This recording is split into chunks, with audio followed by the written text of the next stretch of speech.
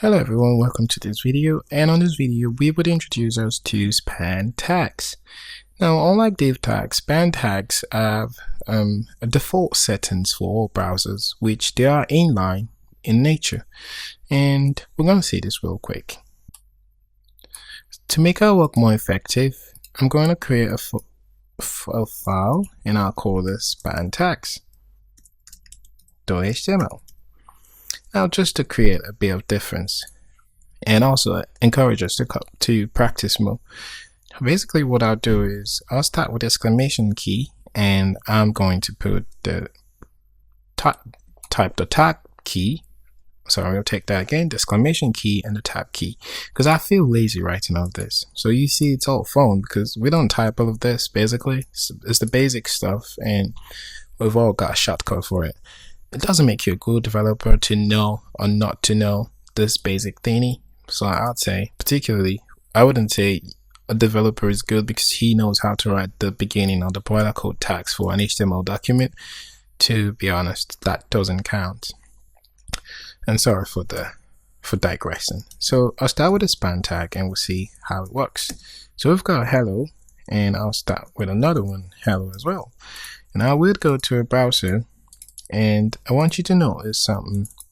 If I type span space tags, since we're already in the same folder, and just hit enter, you'd see I was able to get a relative link, because when we are in this particular folder HTML, and I could easily just change this name. Now, if you find problems doing that, simply go to your folder like I did, reveal, right click, reveal in folder, and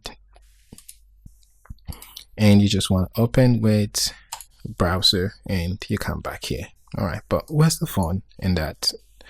So we'll continue to this and close this guy because we already have it here.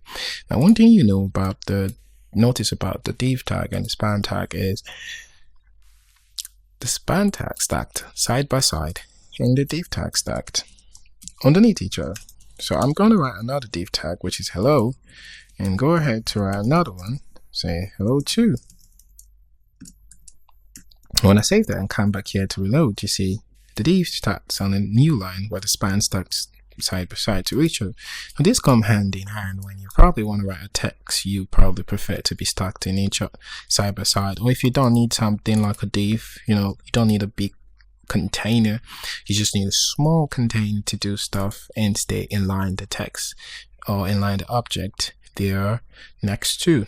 And that's basically about the span tag, to be honest. We're not doing a lot of CSS styling now, we're just touching basic schematics, and also introducing HTML tags. In the future we will explore most of this, but I'll make this as basic as possible, to be honest. I'll move on to the next tags in the next video, which we will talk about. See you in the next video.